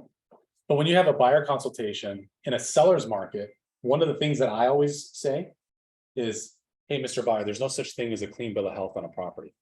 If the property was built last week or 30 years ago, there's going to be something wrong. The difference is the one that's built 30 years ago is probably going to have a few more pages worth of things on the home inspection report than the one built last week. So it's relative. And you have the right to ask for credits or repairs, but the market norm is that everything is kind of being accepted as is. But we can ask, especially for safety related issues, especially for things that aren't disclosed that, oh my gosh, the roof is going to cave in a week. Well, we can walk away. We can ask the seller to pay for it. We can do certain things. Mr. Buyer, is that okay with you? Like that's the expectation you're setting in a seller's market. When the market shifts, you have to be cautious because what you don't want, and we're not in a buyer's market, by the way. Does anyone think that we're in a buyer's market? There is a math, right? There's a formula, there's a calculation to determine what that is. Does anyone know what that is? Buyer's market versus seller's market? Six, 7 neutral, 7 and above. So Yeah. 7 and above is what? did I say it backwards? Yeah. Sorry. We knew it. I get 2 sellers markets. It's all sellers market. Yeah, so there's a math involved on how you determine that. So it's not like I think today's buyer's market. I mean, there's a formula involved. And the nuance of Hawaii, especially Oahu, is it's kind of segmented even more, right? Like Waianae, Makaha area is kind of a buyer's market. Leasehold properties, even though it's in an area that a metropolitan area that is otherwise a hot market, it could be isolated as being a buyer's market, right? Because when you guys look at a leasehold property versus fee simple, in 2 years ago, fee simple properties on average days on market were like 6 days. Leasehold properties like 45, 60. Why is that? It's a different thing. There's different value, different marketability to it, right? So you can have subsets by geographical area, by community, or by property type to be buyer's market or seller. It's really important for you guys to know whether you're representing a buyer or seller. When you go in the market that we're in now, we're kind of heading into what I would call like a neutral market, where depending on circumstances, it could be still to the advantage of either the buyer or the seller, but you still want to frame it in such a way, not where to the buyer, hey, you know what, we're going to ask. I'll give you an example. There's a couple, when I lived in Arizona, it wasn't uncommon. This is so bananas. It wasn't uncommon to see a property being listed or being on the market for 3, 4, 5 years. And some of them were brand new homes. They were gorgeous, beautiful, beautiful homes. And there's a couple of homes that you'd make an offer on. And let's say they wanted like 500 for it. You'd offer like 350. And then you'd say, I want the RV on the side, and I want the BMW up front, and I want the jet skis in the garage. And by the way, who chose this interior and this carpet? This is awful. My wife chose it. Yeah, it's awful. We need to redo the whole thing. And like, okay, fine. And they'll take it because it's been sitting on the market for like 3 years.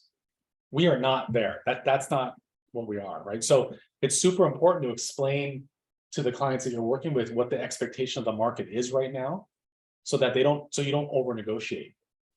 Because I would frame it in the same way as the seller's market. Like, hey, it's still a hot market.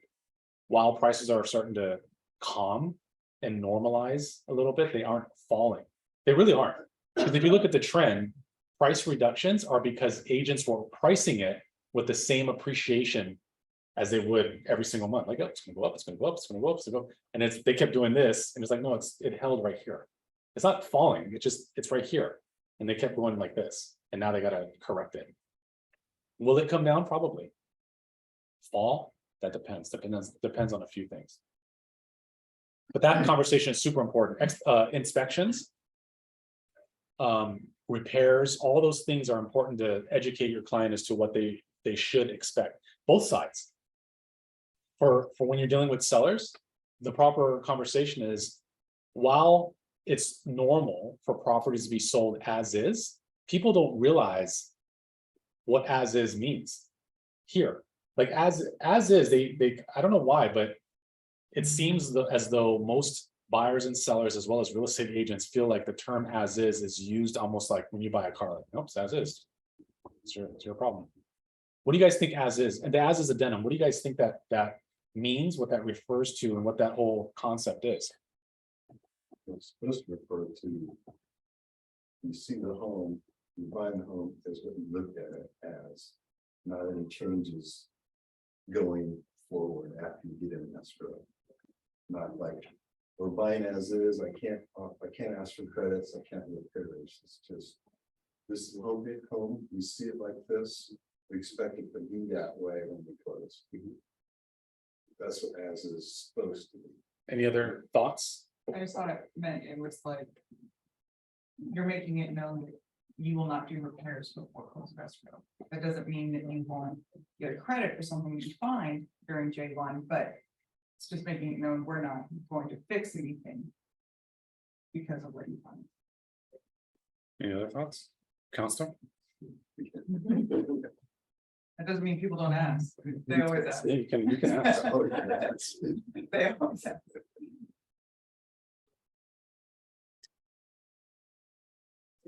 It means entirely something different from what. Oh, yeah. It means that the property is being offered. Without any warranty. It's, you can come in and ask for credit for whatever you want to, and fine. That's all part of a negotiation. They can say yes or no. Either party can walk in the deal. It's not, the condition has to be the same at closing as it was when the offer is made. So there's provisions in the contract that cover what you were talking about. But it's really about, we're not warranting the product. We're not, you don't get a lifetime warranty when you buy this condo, this house. It is as is. So, if the roof falls down next month and you didn't discover that and it wasn't a known defect, you don't get a warranty. So it's about a warranty. It's not minus, it's about a warranty. So that's what as is. Or would you say like a right to come and sue later? Like if they. That's a different thing. Well, that's a little bit different thing, because then it comes into who knew about it, who knew about the condition, what did you do in your inspection to find it? You have that period, 10 days or however long, to inspect the property with as many different inspections as you want. That's your opportunity to find what's wrong with it. Now you can negotiate if you want to try to get a repair or credit, or and whatever condition it was when you made your offer, that's needs to be the condition on the day you do your final walkthrough and the day escrow closed. If that changed, that's a whole other negotiation, that kind of, and that's a negotiation. So that's my understanding. So the as is addendum is basically no promise, warranty, or guarantee from the seller that the property is going to be in whatever expected condition it's being delivered as is. Now, with that said, what it doesn't do, it doesn't void the need or requirement by statute for the seller to disclose. Right, so that's what that means. It kind of works in concert with the SRPDS, the statute, the need for them to disclose, the seller disclosure. So it's important to explain to both sides when you're dealing with the seller or the buyer what the expectation is. Hey, Mr. Seller, we can list this property. It's going to be listed as is, but we got to make sure. So you don't have to provide a warranty, guarantee, or promise that anything is in working condition outside of when they inspect the timeline for that in the contract is the inspection. So by J3, when they do the final walkthrough, the property should be in the same condition as it was in J1. And if it's not, there's a provision for that, which is what? What's the provision? What can happen? Let's say there's a couple of things, so this might be a little bit of a trick question, but let's say that this is actually something that happened to me. Beautiful home. Everything was great. It was in Keller. We go to close, and there's just a giant standing water that's on the wood floor. Now the wood floor is like bubbling up and all damaged and whatever. So that I discovered that in the final walkthrough, but it wasn't there prior to. What's the buyer's remedy? That in the contract, you put in that everything has to be fixed by closing, and you find it. Is that something? What's the buyer's remedy? Buyers, remedy? Yeah. Ask for a new source disclosure, something you gotta amend that. Okay. Get that amended. But what would I do? That's 100% correct. Yeah. But what would I do before that? What's the buyer's remedy to that situation? Let put it this way: can the buyer cancel? Yes. Yes. You think so? Huh? Oh, I think, Why not? if it's a substantial change in condition, I think you can. So here's what the trick question. This is a Or trick. don't, because the amended disclosure statement, now you have a new clock, which. There's a couple of things that are working at the same time. The remedy is J4. J4 is a withholding. A Oh, withholding right. is not cancellation. A withholding is a withholding. A withholding is for 150% of whatever the rip. Yeah. Right. Now, you're not wrong. The other component, which also kicks in too, is was this something that was already disclosed? If the answer is no, it wasn't, and it's brand new, which in this case it is brand new. Then there's I2, I3, I3, amended disclosure, which kicks in. An amended disclosure, now they have to reissue. By the way, if the seller doesn't reissue the disclosure, there's still that time frame Later that kicks in because discovery. it's the buyer discovers. So I want to say it's okay, hold on, someone's gonna test me here. I3B is seller initiated, I4B is buyer initiated. I think that's what it is. So the buyer discovers it, they still have that time frame that from when they discovered it. So to his point, can you cancel? You can, but not because of, it's not because of the findings there in terms of the final walkthrough. It's because of an amended disclosure, which kicks off a new time frame. To kind of, they work together, but don't. But it's important to know the difference between the two. But when you're doing repairs, inspections, and so forth, whether you're talking to the seller or whether you're talking to the buyer, you have to set the right expectations. You have to go through what their rights are, what the contingencies are. So the conversation that I have with a seller, for instance, looks way different than the buyer. I deal with the buyer and I say, hey, Mr. Buyer, the good news is while in escrow is really a time frame that you can do your due diligence. There's a ton of inspections and a ton of things that we're going to do so that by the end of it, whether it's 30 or 45 days later, you're going to feel warm and fuzzy about the home. And you probably know more about this home than the seller does. Because a seller, while they have lived there for 10, 15 years or whatever it is, we've got inspections and title reports and termite inspect. We've got all the latest inspections done. So you're going to know more about the property than they would by the end of it. And in that time frame, Mr. Buyer, there's between 5 and 7 opportunities, which we call contingencies, that you can cancel and get out of the contract if something is detrimental or something's not right or whatever the case is. That's how I would present that to the buyer. To the seller, I would say, okay, Mr. Seller, we have a couple of offers that are in front of us. It's really important that we go through each and every offer to find out which offer we're going to accept. Because the offer that we accept, we're bound to. We don't have the same number of contingencies to exit the contract as the buyers do. Because the buyers have the right to due diligence. You already know about the property. You should know all about the property. So we have a couple of opportunities that we can cancel on, a couple of them, but we're bound to them. So we want to make sure that we go through the offer and hopefully choose the right offer. And likewise, what you as listing agent should also be doing too, is when you get those offers in, you should be verifying some of those offers. Like who's the lender? Is there a pre-approval letter or a pre-qual letter? Did you call the lender? You should always call the lender. Do you guys have the right to call the lender and ask the lender for more information? I've had this before. I've called the lender on the listing side. The buyer's agent called me and ripped me a new one, said, how dare you call the lender? I didn't give you permission. I'm like, I don't need your permission. It's in the contract. It says it in the contract. Did you guys know that? It's in the contract that you guys have the right to verify that information. But did you? Do you call? You should. Call and ask certain things, like as former, mortgage officers, like there's a slew of questions that we like to ask. Is it desktop underwritten? Are there exceptions to this file? What's the credit score? The self-employed? Do you have tax returns? How many properties do they own? Like, I want to know these things because I can kind of see a pothole coming down the road, but you should ask some of these questions. And if you don't know what to ask, you can ask me and I'll give you a list of some of those things too. But who you accept an offer from, Mr. Seller, is really important because we're bound to them. And the other important thing to make mention is if another offer comes in, that's more. This offer is 800,000. What if a $900,000 offer comes in all cash? Because some sellers go, oh yeah, kick that guy out. Let's take this one. Good luck. Can't do that.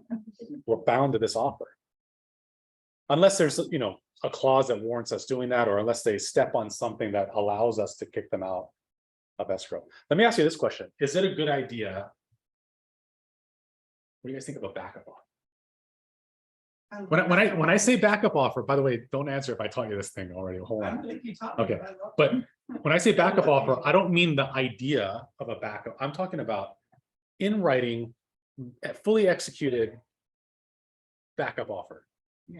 Representing someone. That's such a great question. I think it's good if you're the buyer, but you don't want it to be listed. Because then you could remarket it and maybe get a higher offer instead of being bound to the back of offer. Okay. Any other opinions? Yes. I would, I just did it to, 2 transactions ago. Took a backup offer, in writing, took a second backup offer. In writing. Are you the buy side or this side? This side. Okay. And, within 10 days of the first escrow opening, the buyer wanted out of the deal. Because, another property came on the market that they always want. They had already completed all their inspections and signed off on everything. So we negotiated a $12,000 penalty for getting out of that deal. And immediately the next day opened on the backup offer. And we closed. That was another cash offer. We closed within 15 days. Yeah. And then we still had another, a second backup offer that we couldn't want to. So I would always think of backup offer. Yeah, If it is a comparable, good offer that the seller has looked at, or the seller looked at and agrees. If it's a really low offer that you think you could remarket it and get a better offer, then I would agree. Yeah. But otherwise, I mean, they were comparable offers. They were both cash offers, both, short escrows, 15-day escrow, 15-day escrow. And so, yeah, I would do that. I think you're right. There's no right or wrong. It depends on the circumstances, but it also depends on the motivation of the client. So in this case, the seller who we're talking to. If the property is overpriced and that seller just thinks that there's another offer behind it somewhere, somehow that's going to come in all cash, 300,000 over, because some people do that. They think that there's another offer that's going to show up. You watch. I don't know why I dealt with a lot of religious people. And they always said that God is going to deliver an all cash offer. And I'm like, what line does that come in at? I want to call that. Don't start with me. Don't start. And sometimes it shows up like that. And then we're like, no, sometimes that happens. That sometimes I guess God delivered. I don't know. No. Yeah, that did happen. But That number they said too. Wow. that is true. I will validate that. But here's the thing is, it's not a right or wrong thing so much as you have to educate your client to understand what they're bound to if they do that. Because a backup offer is a fully executed offer. That's an actual offer, which means that buyer has a first right of refusal. You cannot go, I'm going to skip them. I'm going to go to someplace else, or I'm not going to let them know that this offer now is theirs for the taking. I'm going to remarket it. Like, you can lose your license for that. You can be sued for that. So it's not a right or wrong, but it's like, you got to understand. And now his example was one where you have all strong offers, short close, maybe all cash. Those are strong. So it motivates the buyer to kind of pay attention if you put them in backup offer position where they don't want to go elsewhere, right? Because that's a good thing. Versus if it was a single family home that you have 15 offers on or whatever, is it a good idea? Maybe not. Maybe that's too easy to remarket and see what else is. It depends on the circumstance, depends on the property, depends on the client. If you're a buyer on the buy side, heck, yes, you absolutely want to back up. It doesn't cost you anything. And it's what I would call a soft escrow. Soft meaning there's no risk. They're not putting any earnest money into escrow. They're just holding their place in line by having a fully executed contract. They can still go shop and look for other things. I'm one where I'm always above board on things, but I'm also one where you go to law school, you know how to word certain things to make it appear one way, and you kind of just, you know, it's the words that you choose to use. So for instance, if I'm on the list side and there's some offers that are close together that I really want to work with, I want to keep these guys interested, but I don't want to put them in official backup offer position. I'll word it in such, I'm like, oh, you know, John, we went with another offer, but we're still trying to figure all the nuance out. We got a counter, we're working on some things. I'd love to entertain, I'm going to talk to the seller if we can entertain a backup or something else. I'll let you know how escrow is coming on. Do you mind if I just keep in contact with you? Because I really want to work with you. I'm saying a lot of things that I'm trying to build rapport, and usually they're like, oh yeah, that sounds great. I'm not putting together a backup offer, but I am communicating with them. I'm letting them know how it goes. And especially if something seems funny about this process and the buyer's like, I want a $10,000 credit and I'm reaching out to John. Hey, John, just letting you know, still going through some things. It might go sideways. I'm not sure. How's your buyer? Your buyer's still good? They haven't found anything yet? Awesome. I'll let you know. Like I'm checking the temperature over here and I'm just like making sure. I'm not promising anything to anyone. I haven't said anything, but I'm just checking the temperature. I'm making sure this pot doesn't boil over. I'm checking this pot over here, kind of thing. So it's not a right or wrong, but make sure that you know how to use the tools, because I also feel too that some people are so checklist driven that they go through the same process with every scenario, whether they're on the buy side, sell side, client is a certain way, one way versus the other way, and they go through that same, and you're going to set yourself up to fail if you do it like that. You got to understand the client, the market, what the situation is, and so forth. Appraisals, expect them to start coming in short. A couple years ago, we would write offers with an escalation clause. That escalation clause had no meat on that bone at all of a sudden, right? And then it was an appraisal clause. You can use both. Sometimes I still see both, it depends, but that's how you know the market's kind of, the clauses, the way that we're negotiating changes depending on the way the market's going. So expect appraisals to come in a little bit less. One thing to know is when they do, you have to educate both sides, especially the seller, that especially in the area that's heavy on VA, one of the things to make sure they know of is if a VA appraisal comes in short, can they just go out there and just put another, we're not going to negotiate with you. I think the appraiser's wrong. He must have been drinking that day. We're just going to put it back on the market and expect, like a heavy VA area is like Ocean Point, some parts of Hawaii, right? So I would say that in Ocean Point, probably 70% of the loans in that area recently are all VA. That market is huge for VA. So if you don't know, and you have a stubborn seller who thinks that their value is 1.5 million, that's what it is. And the appraisal comes in at 1.1, they're like, yeah, just list it back at 1.5. What's the challenge that they're going to have? 6 months that the VA appraisal is long, 6 months. and they can't change that. Like nobody can come and change that. No one can. It's through the VA can, the VA won't, but it's done through the VA portal. So here's what happens, even if it's not the same, because some people go, how does that happen? Don't use that appraiser. It's not that appraised value is recorded on the VA portal, and it's recorded by the address. So let's say this escrow falls out, you go into escrow with a brand new offer. The moment that loan officer plugs in 123 Main Street in Ocean Point, it goes boom, value's already here, it's already done. Value's 1.1. That's it, done. That appraiser is not even going to go out. It's all done. You guys know what a tidewater notice is? Yeah. Isn't that the worst? That's a day ruiner, isn't it? I really wish that they had tidewater for all types of appraisals. It's only for VA. So what's a tidewater notice? If the value comes in lower than. That's right. An opportunity. It's a notice by the lender that's letting you know that the appraiser has notified them that they're having a difficult time getting the value that's on the contract. And so that's your opportunity when they tell you to pull as many comps as you possibly can to try to help them get that value. Unfortunately, sometimes it's a little futile because in my experience, maybe 20% of the time, if not less, have I been able to like alter what you don't know, but I've gotten the value on the contract, maybe 20%, maybe a little bit less than that by submitting more data and more comps.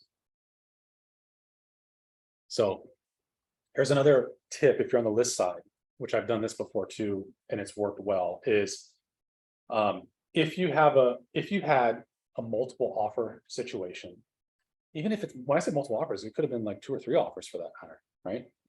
Multiple offer situation that supports that value that you're in contract with, but the comps don't necessarily reflect that same thing. This is happening right now, by the way. If you're on the list side, even if you're on the buy side for that matter, but especially if you're on the list side, what you ought to do is meet the appraiser at the property at the time of the inspection to show them the other offers. Because what the appraiser is trying to determine is they're going to base it on there's a term that appraisers use, which is weighted average, and their weight, the weight is given to the sold properties because they're sold, they're closed already. Not much weight is given to properties that are listed, right? Because that's, I mean, you can list it for anything you want, but they're trying to show the temperature of the market. And in an appraisal report, there's a whole 2 pages that are dedicated to the market trend. So I always point out, because when I show up like that, they always go, yeah, but that's not sold. And I'm like, I know, but you have to report market trend. So I'm telling you, here's the demand of the market. On this property, we got whatever, 6 listings, all of which was above asking. This was all cash. This was this much over. This was this much over. They can't discount that and ignore that. Now, how much value do they add to that? It's up to them. That's an opinion of value. But trust me, it's absolutely worked. If you're on the buy side, you don't have access to that information. But I absolutely have reached out to the listing agent and said, hey, you said there were multiple offers. I'm asking because I'm pulling up comps. We got a Tidewater notice or whatever the thing is. Can I have the other offers? Because I have to make a statement to the, and sometimes they'll give it to you. They're not supposed to, but sometimes they have. Or tell them, if I draft a letter, can I give you the letter? You send this to me and we'll send it to the loan officer and we'll get, like, you have to work in cooperation to make those things happen. So these are the things that you're going to have to make adjustments on, right? In a shifting market. I'll let you guys go pretty soon because I got pizza for you there. When was the last time you met with an appraiser? Well, since I'm out of production now, but right before, like 3 years ago. I don't think you can meet with them anymore. You can. No, You actually, can. They're like, nope. No. So there's a. I'll tell you. Appraisers are a little bit. They're a little odd, but because they chose to be appraisers for a reason, like they don't want to deal with people, and sadly that because of. Last I checked, I want to say it's 2,500 hours it takes to become a licensed appraiser. Isn't that crazy? 2,500 hours. And I was at an appraisal appointment for a seller one time, and I swear to God, that appraiser came in and left quicker than I was like, hey, hi, oh, you're leaving. Okay, bye. It was like that fast, like in and out. Like, I'm not even kidding, not even a minute, not even 60 seconds, that appraiser was in and out.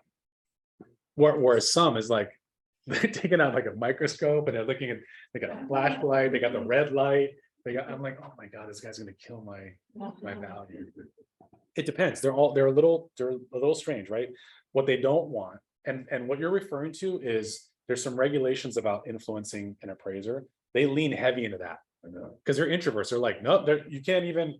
And you're like, I'm not giving you an envelope with cash. I'm just trying to give you these the values. Drive by. Yeah. Oh, I did a drive by. Yeah, that's literally. Okay. The drive-by is at 35 miles an hour, so real fast. But you got to know some of these little things that can help your value, because at the end of the day, if you just kind of like raise your hand and go, it's the market. Oh, this market's so wacky. You were going to lose deals. So bulletproofing your transaction, which is part of the last tactic, is ensuring that you don't have any fallout in your transactions. So you got to be aware of these kind of things, whether it's building expectations, whether it's understanding the nuance of how it's going to be underwritten, how it's going to be processed. dealing with the appraiser in those rare circumstances, loan approval and funding. When you're working with a lender, by the way, make sure that it's if the buyer chooses a lender that's a mainland lender, you got to educate them that they may not close in time, that they could jeopardize their earnest money, they could jeopardize a transaction and so forth, and because that's a real thing. You want a lender that works backwards. For whatever reason, I teach this class on Mortgage 101, but for whatever reason, brick and mortar banks and lenders, they work on their own timeline, meaning that if you give them a contract, here's a purchase contract, we want you to use you as a lender. They'll go, oh, okay, our underwriting's, I don't know, about 2 weeks, 3 weeks or whatever. And they'll kind of sit on their desk, they'll sign some things, they'll give it to the processor, the processor gives it to the underwriter. And you may or may not come out ahead. That's how they underwrite it, which is, might sound okay, but it's completely backwards. What they should do is underwrite it backwards, meaning, oh, it's a 45-day escrow, meaning that it has to close on this day, which means that there's a law of the what is it called? Good Funds Act, which is 2 days.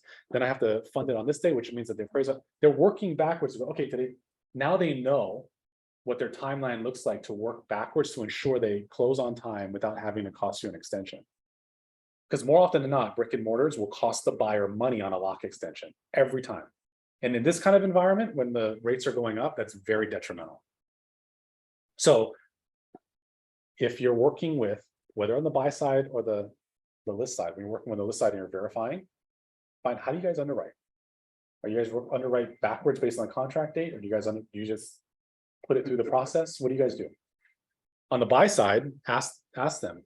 I know you want to use your cousin Kavika for the loan officer, but he works at Bank of Hawaii. Can we move it over to my lender over here? I promise he'll close on time. Do you know what I mean? Like, you got to make sure you kind of get a handle on that. Other contingencies that might pop up, co-op agent, all deadlines, pretty self-explanatory. Let me see if there's anything that's really important. Really, that's kind of it.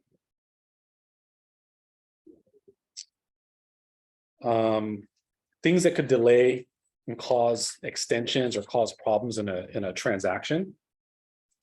Well, there's a lot of things. These aren't new things. These are the things that cause it now. But in a shifting market, you don't have the luxury. If you're closing less transactions and you're trying to make sure that you survive a shifting market, you cannot afford to have things fall out of escrow. So these things happen now, but things like ordering payoffs, that's a super important one that could cause delay. TRR, right? A lot of listing agents don't want to order the TIR until they pass a certain milestone. Lenders won't want to order the appraisal until J1 is satisfied. Well, if you have a 14-day J1 on a 30-day close, 100% certainty you will have an extension. And it's not the end of the world, but you got to understand like what you're dealing with. Like what does it say in F3A? How many days can I extend? Do I have the time to extend? If you work with the buyer, ask the loan officer, what's the lock time? Are you locked? Because as you know, some lenders like, oh, we lock, but they didn't tell you they lock for 21 days. 21 days, not going to do for me. You know what I mean? Like, you got to understand what, and by the way, the longer you lock, as you would imagine, the higher the rate is. So you can lock it for 60 days or 90 days because some people go, that's a no brainer, just lock it.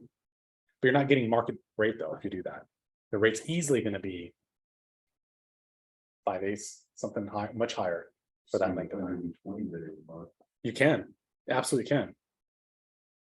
But it doesn't make a whole lot of sense to do that. What other things can cause delays? Surveys. Surveys are behind now. Association docs. Association docs are behind. I always hold those. So nuanced things too, you have to plan as agents for. Nuanced things would be things like Ocean Point, Huakalei. There's some other communities. We had a building once in Aiea area where you look at I forgot the name of the building, but you look at this old building built in the 70s. You look up, and of the 15 floors, I would say 20 units in total of like probably the 100 units that on 15 floors worth had window ACs. Show the property to the buyer. One of the buyer's requirements was I need a property with AC. She's from the mainland. She's like, this heat's killing me. I need AC. So the property we're looking at had AC. And I emailed the agent prior to showing, which she never responded to, or answered my question was, is the AC unit approved by the HOA? She didn't respond. We were there and she shows up. And I said, hey, you never responded to me. Is the AC is approved? And she looked up, she goes, yeah, look, all these other units. I go, that's not my question. My question was, is the AC approved? And she goes, well, why wouldn't it be? And I'm like, okay. The buyer liked it. I told the buyer, I still have to find out if the AC is approved or not yet. And the buyer even said, well, there's an AC here. And I said, I get it. I understand. I can physically see and feel the cold air. I get it. But we wrote in the contract that I want a covenants inspection to ensure that the AC is approved. The covenants inspection is another layer of an inspection, which puts the onus on the seller to have the HOA come in to ensure that there's nothing that's unpermitted, there's nothing without the HOA approval, that kind of thing. And I wrote it like that. We were in escrow. Sure enough, AC is not approved in the entire building. They just didn't like follow through and find people and so forth. So what would have happened? If we close on it, that becomes now the buyer's problem.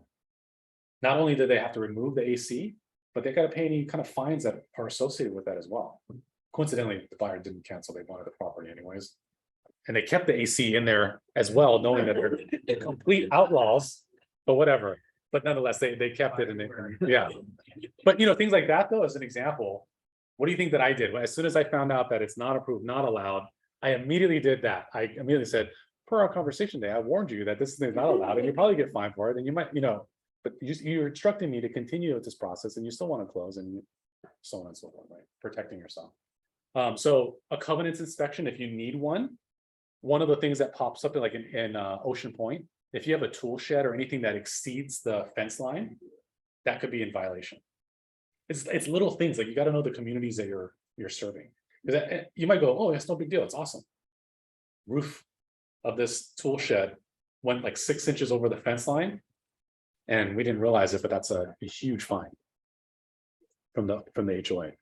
So those kind of things could delay. Roof issues, other kind of warranties. If the property is older meaning like 50s, even older than that, you got to plan for other things that absolutely will take more time, such as sewer scoping. And that's really important. So don't get crazy and be like, I'm going to close in 30 days on a property that's built in 1950. You got to plan accordingly for that. Yeah, those are kind of the only things I can think of that would cause major delays that you guys don't already know of. Any questions? Anything at all? Any pizza related questions? No? All right.